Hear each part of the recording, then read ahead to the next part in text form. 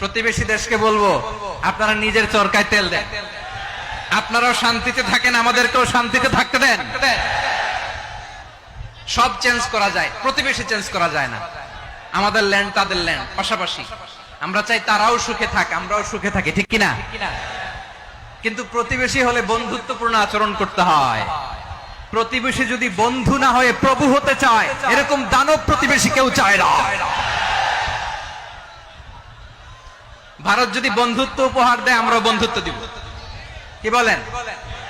তারা যদি বন্ধু সুলভ আচরণ করে, আমরাও বন্ধুত্ব উপহার দেব। কারণ আমাদের পররাষ্ট্র নীতি হচ্ছে সবার সাথে বন্ধুত্ব, কারোর সাথে বৈরিতা নয়। আলহামদুলিল্লাহ বলেন, কত চমৎকার পলিসি আমাদের। আমরা নির্বিবাদী, আমরা বাংলাদেশিরা শান্তিকামী। We are proud of that. এজন্য আমরা গর্ববোধ করি। আমাদের পররাষ্ট্র নীতি সবার সাথে বন্ধুত্ব, কারোর সাথে শত্রুতা নয়।